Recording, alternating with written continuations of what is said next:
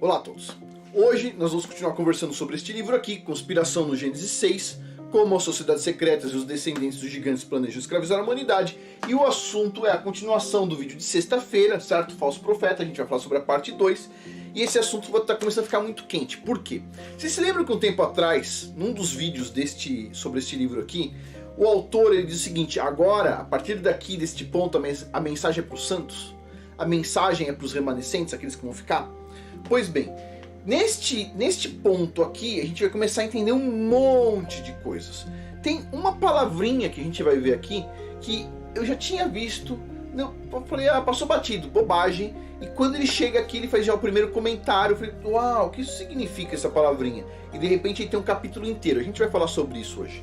Então assim, tem muita informação aqui para quem vai ficar, os remanescentes, os santos, entenderem o que está acontecendo, ok? E o que vai acontecer. Pois bem, dito isso, vamos lá. Assim, eu estou fazendo uma pré-divulgação do curso Casamento Bíblico nível 1, certo? A gente já está falando sobre casamento bíblico no canal Casamento de Verdade. Se você não é inscrito, vai lá, confere o canal, certo? A partir desta quarta-feira, a gente está montando uma coisa diferente. Toda quarta-feira, 8 da noite, horário de Brasília, vai ter uma conversa mais longa, talvez 1 hora ou 2 horas, e vai ter chat ao vivo, certo? Lá no canal Casamento de Verdade.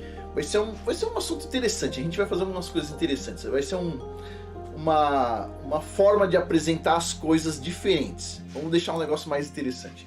E assim, lá no canal Casamento de Verdade, eu também abri a possibilidade de membros, certo? O YouTube, ele tá abrindo essa possibilidade para vários canais.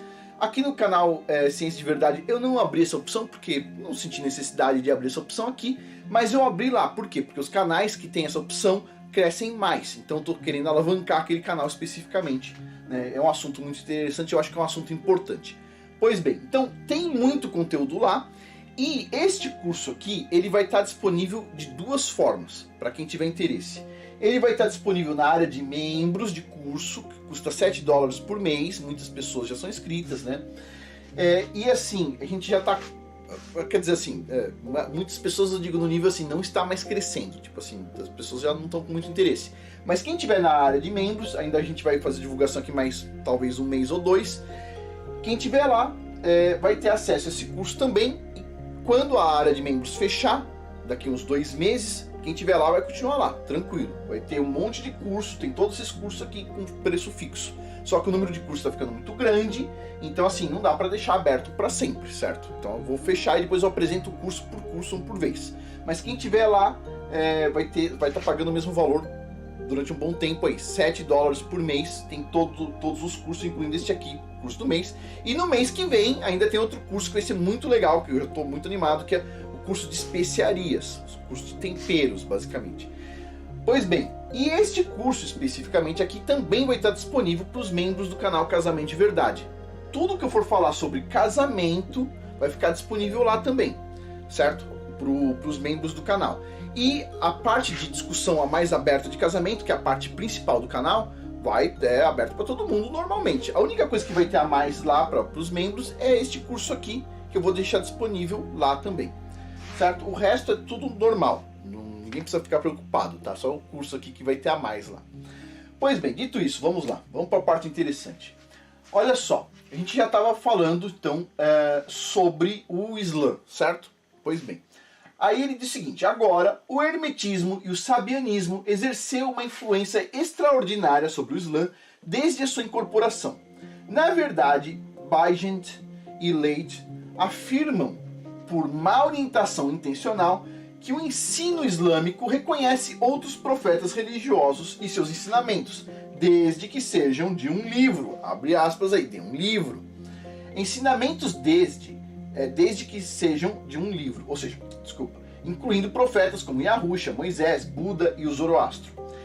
Quando o Corão se refere a um povo do livro, entre aspas aí, certo? Ele está se referindo a um povo que segue uma escritura monoteísta enviada por Yahweh, o Altíssimo, não as escrituras politeístas. Isso é óbvio, certo? Está lá no Corão, povo do livro.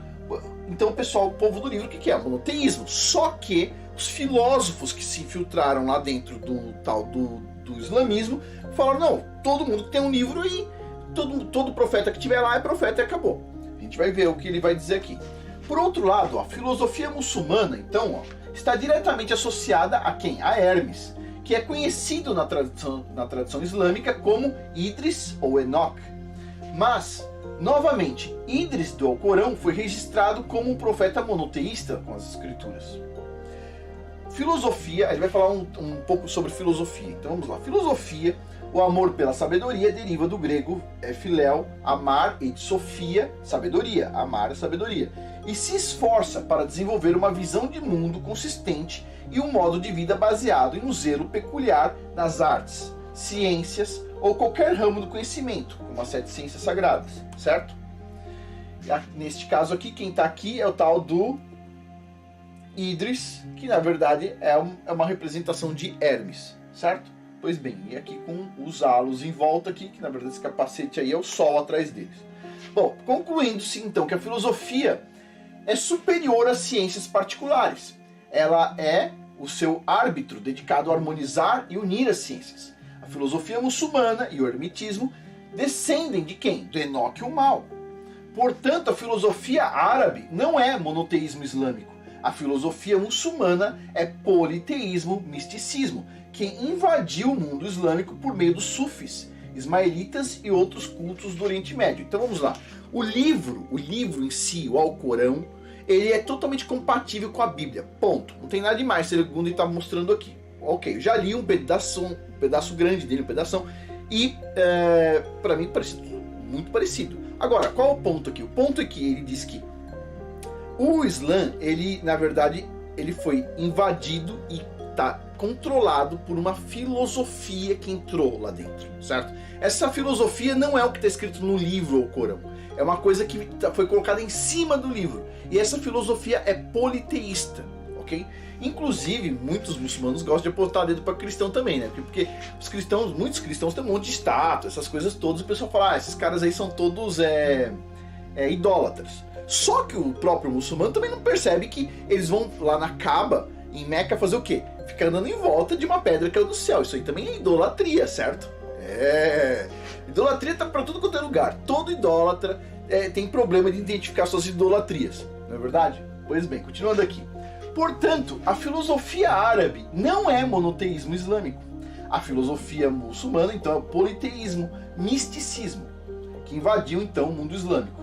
A religião sufi, de acordo com Boff, depende muito do hinduísmo, filosofia aristotélica, zoroastrismo, budismo, neoplatonismo, gnosticismo e ciência chinesa. Tudo isso aqui está dentro, depois do Islã, através da filosofia, certo? Pois bem, aqui está os sufis. Aparentemente eles não só dançam, eles fazem outras coisas além de dançar, né? Tem essa saia estranha, mas eu não sei, eu não conheço muito esse negócio aí, não sei quanto tempo eles dançam por dia, mas esses são os sufis aí, pelo que eu pesquisei na internet, tinha um print aí de um negócio para deixar uma imagem. Mas vamos lá, continuando aqui. A seita dissidente apóstata dos seguidores de João Batista, olha só, tinha problema até com o pessoal que seguia João Batista e se desviou. Os mandeístas sabeus influenciaram fortemente o misticismo sufi, e por sua vez os sufis influenciaram fortemente os templários gnósticos. O sabianismo é a religião de Enoque o Mal, adoradora do sol e das estrelas. O Islã, então, já é simpático ao misticismo e, inversamente, seria simpático tanto ao cristianismo quanto ao judaísmo se não fosse pelas influências místicas impostas aos muçulmanos por, aí ele coloca esse termo aqui, ó, fascistas islâmicos, ou seja, pessoas que têm um controle mais estatal, fascistas islâmicos místicos e instituições islâmicas, embora isso possa não ser óbvio no fanatismo que obscurece o mundo hoje. Então assim, vamos por partes. O que ele está dizendo é o seguinte, o Islã como um todo, se fosse seguir só o Alcorão especificamente, ele se daria bem com as outras religiões, normal, certo? Inclusive na Europa eles se deram muito bem durante muito tempo, os juntos, lá, cristão, muçulmano, judeu, juntos, tudo tranquilo. Só que o que ele diz é o seguinte, que foi infiltrado então os filósofos dessa área aí, e eles começaram a trazer um monte de coisa e colocaram coisas acima do livro deles, que é uma coisa que acontece também aonde? Em várias igrejas cristãs que dizem o seguinte: não, a Bíblia não é tão importante, é a nossa versão que é a mais importante, é o que a gente fala que é mais importante. Também tem no judaísmo, o pessoal fala: não, a Torá é importante, mas a gente tem aqui o Zohar, a gente tem aqui o Talmud, a gente tem outras coisas para complementar o conhecimento oral, então tem coisas que são mais importantes. E todas esses desvios nessas religiões, todas essas aí, se dão porque eles começam a parar de acreditar na literalidade do texto, certo? Que a gente vai ver aqui, a gente vai entender hoje porque muitas pessoas me xingam quando eu venho aqui e falo que a Bíblia é literal, certo? Se o judaísmo fosse literal, não tinha tantos problemas. Se o islamismo fosse literal, pegasse lá o texto do Alcorão, não teria tantos problemas. Se o cristianismo fosse literal, também não teria tantos problemas. Só que cada um colocou a sua filosofia no meio. E é a filosofia que estragou o negócio, certo? Pois bem, continuando aqui. Por que abismos sutis, mas aparentemente infinitamente grandes, agora separam os observadores do monoteísmo, essas três religiões? As três grandes religiões monoteístas poderiam, na verdade, ser superadas e de fato unificadas por todas as razões erradas agora, se enganos específicos fossem empregados. Em primeiro lugar, o Messias Yahushua teria que ser desvalorizado para apenas mais um dos muitos grandes profetas. Portanto, espere que alguma descoberta arrasadora exploda no cenário mundial em um futuro não muito distante, revelando que Yahushua era um homem, não uma divindade, e que ele não foi crucificado e nem realmente morreu na cruz. É isso que eles vão falar. Agora, uma coisa interessante aqui, vamos prestar atenção por um ponto. Vamos pensar aqui, uma coisa que eu sempre me senti incomodado. Manuscritos do Mar Morto. Isso sempre me incomodou bastante. Já li muito sobre os manuscritos do Mar Morto, tenho livros aqui sobre o assunto. O ponto é o seguinte, vamos lá.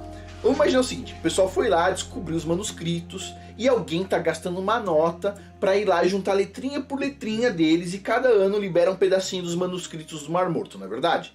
Oh, legal. Agora pensa comigo aqui, esse mundo é controlado por um monte de satanista, certo?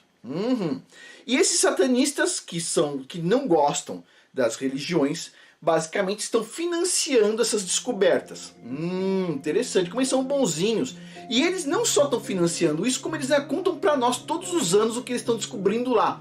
Uau, como eles são bons, né? Vai vendo, vai vendo. E vocês vão ver uma coisa aqui. Tem uma parte desse livro que ele ainda vai falar sobre os essênios. E esses manuscritos do Mar Morto veio lá dos essênios, certo? Que dizem pra gente, através de livros de pessoas que a gente nem conhece, dizem pra gente que os essênios eram os bambambam. Vamos prestar atenção então o que vai falar sobre o essênio. A gente não chegou nessa parte ainda. Mas olha o que está dizendo aqui, vamos de novo. Ó. Portanto, espere alguma descoberta arrasadora que ela exploda no cenário mundial em um futuro não muito distante, revelando que Yahushua era um homem, não uma divindade, ou seja, não tinha relacionamento direto com o Criador. E que ele não foi crucificado e nem realmente morreu na cruz. Ó, olha o nível do que vai aparecer por aí. Vamos lá. Será necessário provar que Yahushua não tenha ressuscitado. Eles vão ter que fazer isso.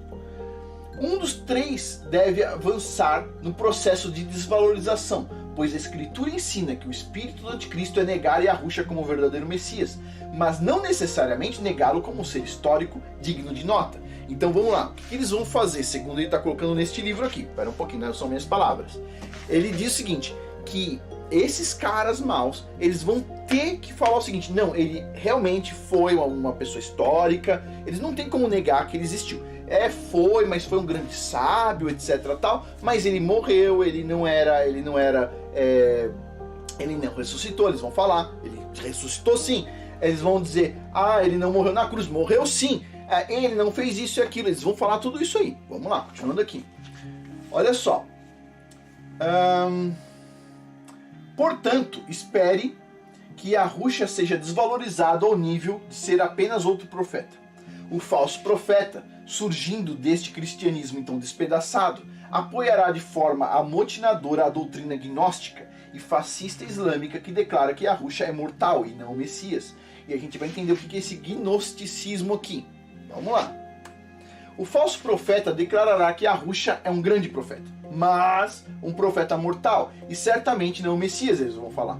O falso profeta conduzirá o cristianismo destruído por meio de falsa sabedoria iluminada e milagres da nova religião universal centrada em Roma, na visão dele.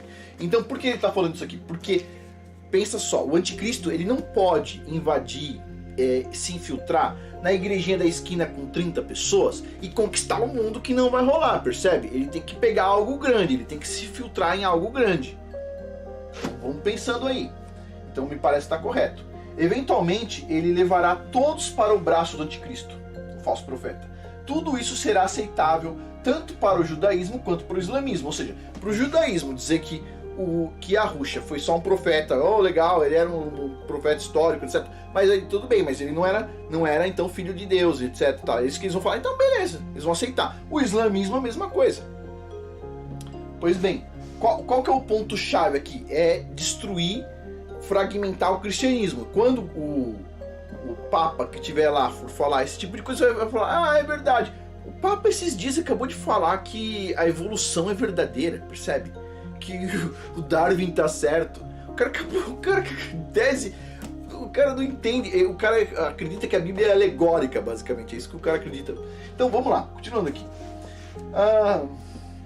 O institucionalismo místico do Islã vê Yahusha como de uma sequência de profetas enviados a esse mundo, assim como partes do judaísmo já reconhecem Yahusha como de uma longa linha de profetas que foram martirizados, contanto que ele não seja credenciado como filho de Yahweh, ou Messias. Veja, o cristianismo é o enigma. Assim como o cristianismo foi uma praga para a Roma panteísta, todas as outras religiões acreditam que ainda não receberam o Messias verdadeiro e universal, e ainda estão esperando por sua chegada, enquanto que o cristianismo é a única religião a acreditar que realmente testemunha a sua primeira vinda e estamos apenas esperando por seu último retorno triunfante. Alguém pode se surpreender ao saber que mesmo as religiões panteístas estão ansiosamente procurando a chegada do seu falso Messias, o seu Messias, né, o falso Messias. Mas isso é realmente factual, de acordo com as próprias doutrinas e escritos bíblicos. O Alcorão não descarta de forma alguma Yahusha como Messias. O Alcorão, o texto, não descarta ele como Messias, além de ser um grande mensageiro e profeta. Além disso, o Alcorão testifica do Espírito Santo vindo de Maria, a Maria, que então deu à luz virgem ao Messias. Isso diz o Alcorão, que Maria deu à luz virgem. Testifica a comissão e milagres de Yahusha, bem como a morte e ressurreição dele. No entanto, a maior parte do institucionalismo islâmico, ou seja, da igreja dele, certo? Ficaria satisfeito com Yahusha sendo reconhecido como um ser elevado, o Messias específico limitado a Israel e um grande profeta. Institucionalismo e filosofia islâmicos estão em conflito direto com o Corão. Inexplicavelmente degrada Yahusha de volta ao status de profeta e a um grau inferior de profeta do que Maomé. Mas quem está fazendo isso? O institucionalismo e a filosofia islâmica, e não o Corão em si, percebe? O texto está correto. O que está errado é a filosofia que foi infiltrada ali. Da mesma forma que o texto bíblico está 100% correto, mas a filosofia que diz, isso é uma alegoria, isso não é literal, etc., está errado. A mesma forma, a Torá, que está no início para os judeus, que eles falam, a Torá está 100% correta, mas eles começam, mas não é bem assim, é assado, a gente tem o Zohar, a gente tem o Talmud, a gente tem o conhecimento oral, a gente tem não sei o quê. Percebe? Ou seja, a filosofia que está estragando o negócio, e não o texto está perfeito. É que o pessoal não aceita mais a literalidade do texto, que é o que eu venho sempre falar aqui neste canal. O texto é literal. Bom, quando alguém então considera o ramo herético do cristianismo conhecido como gnosticismo, este cenário do tempo do fim torna-se ainda mais claro.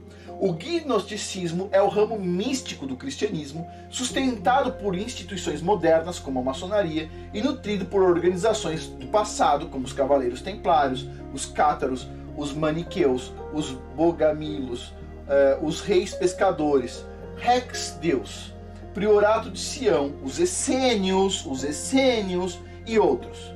O gnosticismo pode ser descrito com precisão como a parte esotérica da sociedade teosófica. Você lembra lá da Helena Blavatsky? Pois bem. Agora, olha, tá vendo isso aqui? Esse termo aqui, ó, Rex Deus. O Elon Musk escreveu isso no lugar de Elon Musk que escreveu durante um tempo. Rex Deus. Depois escreveu abaixo do nome Elon Musk, escreveu assim, Rex Deus e mais não sei quantas coisas.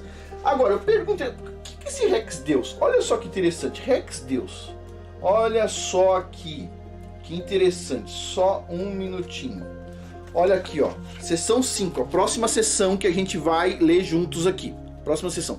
O nome da sessão é Rex Deus, Rex Deus. E tudo isso aqui é um monte de capítulo desse Rex Deus que vai falar sobre as linhagens do Graal. Pessoal, eu vou parar um pouquinho para tomar uma água e eu já volto daqui um segundinho. Ok, pessoal, continuando. Olha só, Rex Deus, né? As famílias do Graal. O Elon Musk foi lá e colocou isso aí embaixo do nome dele, que engraçado. A gente, olha só, a gente olha essas coisas aqui, a gente não entende. O Elon Musk, segundo ele, Rex Deus é o nome de um videogame, ok? É um jogo de videogame, pode ser, é verdade, tem um videogame que parece que tem esse nome aqui. Mas é engraçado você ver um livro desse aqui com uma sessão inteira, com quantos capítulos sobre isso aqui? Deixa eu já ver pra vocês, ó. Quantos capítulos... A gente já tá chegando nesse Rex Deus aqui, ó. 1, 2, 3, 4, 5, 6, 7, 8, 9, 10, 11, 12, 13, 14, 15 capítulos. Vai vendo. Pois bem, mas vamos lá, continuando aqui. Por isso que ele falou assim, lembre-se, a partir desse ponto a mensagem é para os santos, ok? Pra gente entender o que está acontecendo. Bom, os gnósticos foram os precursores do movimento ocultista. James Robson, o montador da biblioteca de Nag Hammadi, observa que a teosofia absorveu o gnosticismo em seu estilo universal e livre associativo, criando uma síntese ocultista maior. Aí ele vai falar um pouco sobre essa questão do ocultismo. Vamos lá. Abre aspas. Ocultismo é uma palavra cunhada por G.I. Gurdjieff a partir da palavra grega legomenon, que significa algo comunicado, uma estrutura de ideias apresentada em uma forma destinada a algum propósito totalmente diferente, como as cartas do tarô. Isso é ocultismo. Os ocultistas contemporâneos se referem a isso como legominismo. Outros sugerem que o oculto, abre aspas aí, ocultus, originou-se do latim occultus mesmo, que significa oculto, como em uma filosofia ou uma ciência oculta. No entanto, o dicionário Webster define oculto como misterioso, mágico, sobrenatural e estudo de coisas ocultas ou misteriosas. As religiões sobrenaturais elas foram classificadas como domínio do ocultismo. Já os ocultistas eles concordam que as forças espirituais da dimensão oculta da existência influenciam continuamente o mundo material e a humanidade pode aprender a experimentar essas forças diretamente. É a visão dos caras aí malucos, ok? Legominismo, nas tradições ocultas, é um método pelo qual a sabedoria é transmitida em uma forma por meio de contos do Santo Graal e contos de fadas que parecem ter um propósito totalmente diferente. Ok. Alguns ocultistas referem-se a este código artístico como linguagem verde ou linguagem dos pássaros. Para este fim, os ocultistas acreditam que o cristianismo e o seu documento-fonte, o Novo Testamento, é uma forma de legominismo e que o Novo Testamento é meramente uma coleção de histórias simbólicas que não devem ser tomadas literalmente, pois os eventos e pessoas registrados foram criados para transmitir verdades que ficam obscurecidas pelas traduções literais. Os gnósticos cristãos eles afirmam que são a igreja cristã autêntica, que foram perseguidos pelo falso catolicismo cristão e suas doutrinas literalistas. O problema para esses caras todos aí é a questão de você ler a Bíblia e entender que ela é literal, certo? Os ocultistas pensam o seguinte, não, isso é um legominismo. O legominismo seria, alguém foi lá e inventou esse personagem, inventou aquele outro, para contar uma história por trás disso tudo, certo? É o que eles acreditam. Agora, o que eu sempre falo aqui no canal? Vamos pegar a Bíblia e vamos ler ela literalmente. Ah, mas isso aqui é só uma como é que se fala? Um exemplo, uma exemplificação, é uma coisa assim mais, não é literal e tudo mais. Não, é tudo literal. Pois bem, os gnósticos cristãos não acreditam que a versão moderna da Bíblia veio do céu, mas sim que foi um produto do homem manipulado pelo catolicismo e Constantino. Lembrando que isso aqui é uma visão gnóstica, ok? O gnosticismo é o ramo místico do cristianismo que não considera Yahushua como divindade. Os mesmos que dizem que a Bíblia ela não é real, são os mesmos que dizem que Yahusha, ele não é o Messias verdadeiro. Esses loucos aí, os gnósticos. Eles consideram Yahusha um grande profeta. Eles também acreditam que Yahusha não morreu na cruz, mas que sua linhagem real continuou em segredo e que está intacta até hoje, apenas esperando pela oportunidade de ocupar o centro do palco. Os gnósticos cristãos também acreditam no cristianismo primitivo e em particular na igreja de Jerusalém, que considerava Yahusha como um profeta mortal, grande e poderoso, mas ainda assim mortal. Os gnósticos cristãos acreditam que a divindade de Yahusha ocorreu por meio da altamente influente seita paulínia, que exerceu extraordinária influência sobre Roma e Constantino. Após o concílio de Nicéia, onde os bispos votaram para elevar Yahusha ao status de Deus, sequestrando assim a suposta mensagem original e a igreja do Messias. É óbvio que assim, essa questão de pegar o Messias e levar ele a status 100% do Criador, aí é uma coisa complicada mesmo, porque ele é uma manifestação do Criador, certo? Pois bem, ou seja, o Criador é maior do que o Messias. Ele faz parte do Criador. O que a gente consegue ver do Criador é o Messias. Mas ele não é o Criador como um todo, porque ele mesmo deixa claro isso. Mas continuando aqui, mas ainda assim, ele é uma divindade no sentido que tem essa relação direta com o Criador, certo? Bom, Constantino então apenas financiou e apoiou bispos que concordaram com esta definição e doutrina unificadora do cristianismo estabelecida em Nicéia no ano 325. Aí tá as figuras. Você vai ver aqui que aparentemente no centro aqui tem uma figura que parece com o Messias que eles colocam nas igrejas, etc. Tal. Em tese, pelo que eu entendi, esse aqui seria o Constantino. E esta imagem aqui, essa feição, este rosto, não é só colocado em Yahusha nas igrejas, etc. Tal, mas é colocado em vários reis, em vários lugares do mundo. Tem vários reis com a mesma face, certo? Ou seja, essa face representa alguém que é importante para quem financia todas essas pinturas. Você acha que eram pessoas que nem eu e você que financiavam esses artistas todos aqui? Não, né? Pois é, imagina só quem tinha tanto dinheiro, quem que financiava, etc. Tal, e quem que definia os rostos das personalidades aí. Pois bem, os gnósticos nem mesmo reconhecem Yahusha como a palavra, o verbo, o filho do homem, o Messias, nem reconhece o nascimento virginal e a ressurreição. Que essa questão do nascimento de uma virgem, vindo de uma virgem, é uma coisa que entrou em debate hoje em dia, porque vem dos gnósticos, certo? Nesta linha alternativa de pensamento, a elevação de Yahusha ao status de divindade foi perpetrada para expandir e solidificar ainda mais o poder de Constantino e da Igreja Romana, segundo os gnósticos. Os gnósticos acreditam que foi o imperador Constantino quem decidiu elevar Yahusha ao status de divindade e em seguida conspirou para montar um grupo de evangelhos selecionados para que enfatizar então a doutrina da divindade dele. Constantino e a Igreja Católica então ordenaram a destruição de todos os outros evangelhos que entraram em conflito com Yahusha sendo o filho de Yahweh. Mas alguns evangelhos gnósticos que supostamente falavam que Yahusha, em traços puramente humanos, sobreviveram, como os manuscritos do Mar Morto e a biblioteca de Nag Hammadi, através dos gnósticos clandestinos e suas organizações reticentes. Então assim, Constantino teve tanta preocupação de falar o seguinte, olha, não é que o Messias é filho, ok, do Criador, não é que ele é uma manifestação, não, ele é o próprio Criador. Ele pegou todos os manuscritos que deixavam claro que o Messias ele era uma manifestação do Criador, tiraram fora. Vamos deixar tudo que indique que o Messias ele tá igual, ele é o mesmo.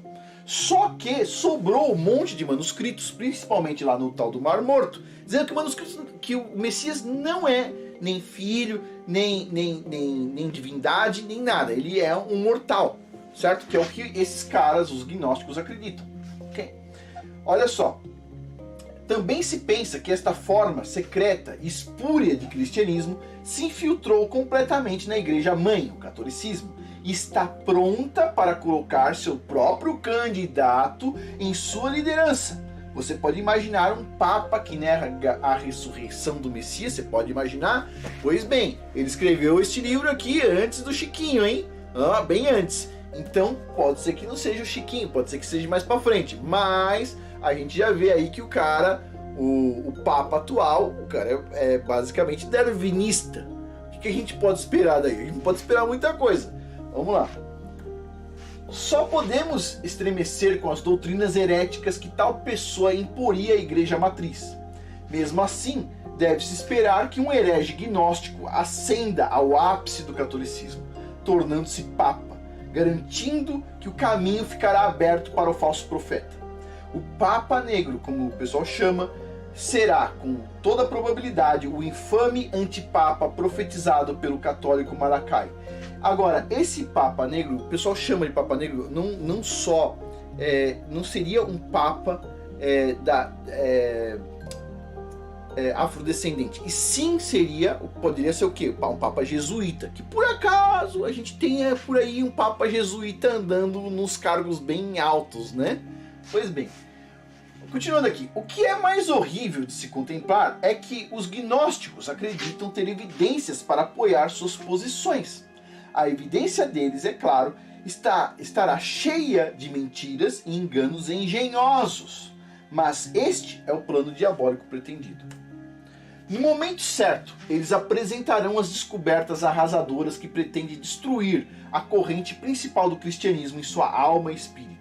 O cristianismo ficará balançando nos ventos da catástrofe do ataque duplo de negar Yahushua como Messias e a implementação do antipapa no topo da igreja matriz. Agora vamos lá, uma coisa que eu fiquei pensando durante muito tempo. Espera um pouquinho, os caras mais maus do mundo estão financiando a descoberta dos manuscritos do Mar Morto. E eles estão tirando item por item, pedacinho por pedacinho, eles estão financiando as universidades para fazer isso. As universidades só sai coisa maravilhosa lá de dentro. Ok, então todo mundo está ansioso pelo próximo manuscrito. Próximo, eles estão liberando aos pouquinhos. Aí a pergunta sempre foi assim, por que eles não liberam tudo rápido?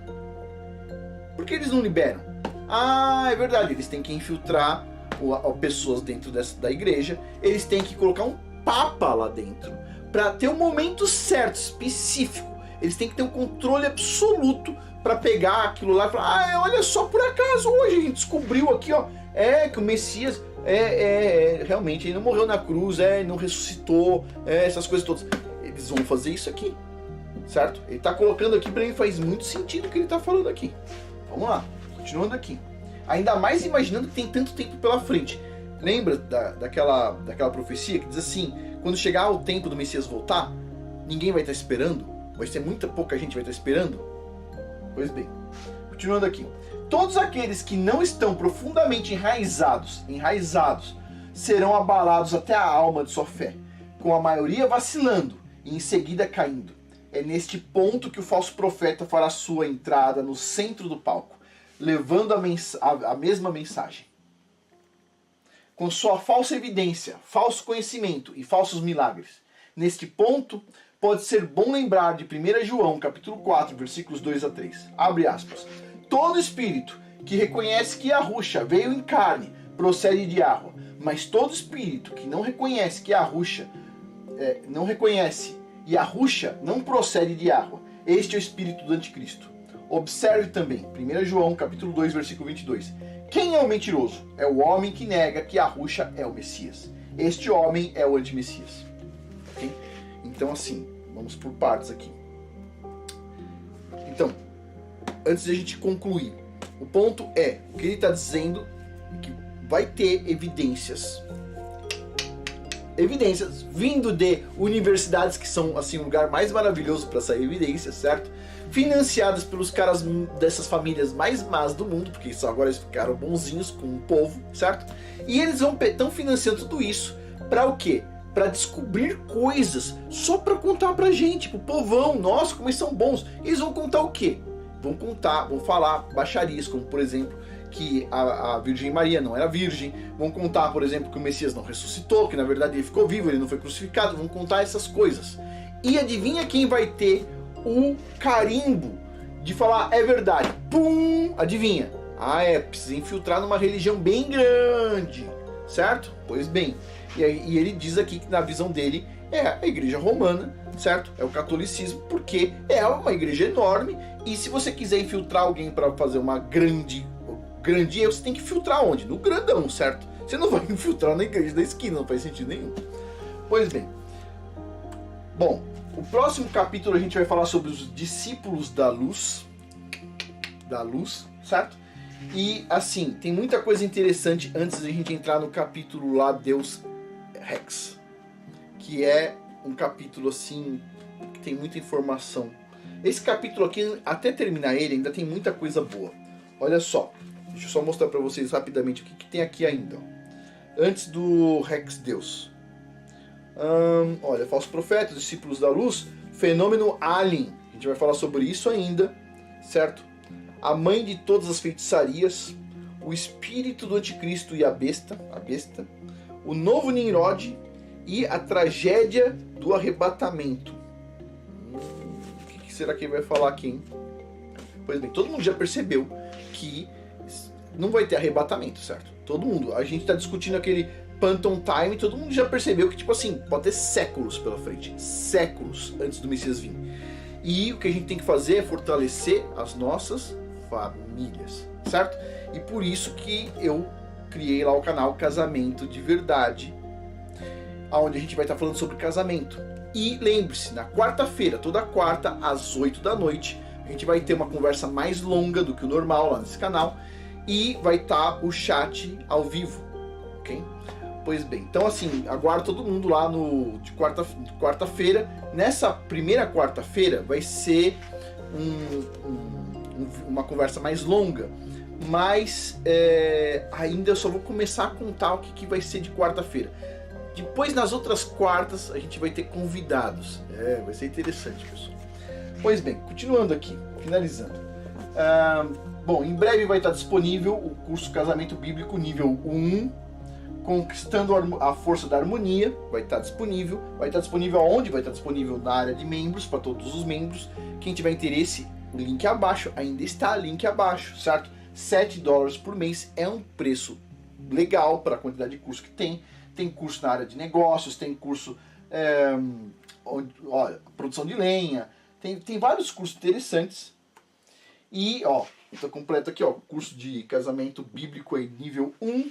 Mês que vem a gente vai falar sobre especiarias, temperos, basicamente. Vai ter um curso sobre isso. Eu tenho uma penca, acho que eu já mostrei pra vocês, tem uma penca de livros sobre temperos. Uma penca de livros assim, uns 10 talvez, para mais. Que é um assunto interessante, certo? Especiarias. Vai ser o mês que vem. E quem quiser só este curso aqui, tem a opção de entrar como membro no canal Casamento de Verdade. Esse curso vai ficar disponível para os membros lá, certo? É uma forma de agradar o pessoal. A área de membros é assim, pessoal. A área de membros lá do canal Casamento de Verdade é uma forma de alavancar o canal. Mais ou menos assim, para vocês terem uma noção, tá? A área de membros lá tá custando, acho que é R$5, 4 e pouquinho. Então dá menos de $1. Desse $1, para quem for membro, 40 e poucos % é do YouTube, certo? Eu fico com 60 centavos. Se entrar 1000 pessoas lá um dia entrar 1000 pessoas, eu vou ganhar $600, ok?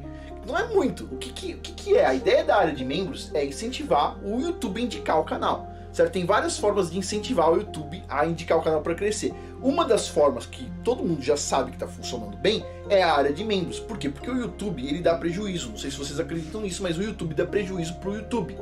Então o que acontece? A área de membros é uma forma de o YouTube receber mais também. Então, assim, eu acho que é uma opção legal e vai ficar bastante bacana lá. Pois bem, dito isso, a gente finaliza aqui. Por hoje é isso. Muito obrigado a todos. E lembre-se, quarta-feira, 8 da noite, lá no canal Casamento de Verdade. A gente vai abrir uma série de discussão sobre valores, certo? Um assunto complicado, mas valor no sentido, o que é um homem de valor, o que é uma mulher de valor, aonde está o valor, para a gente avaliar, certo? Bom, por hoje é isso. Muito obrigado a todos. Até mais.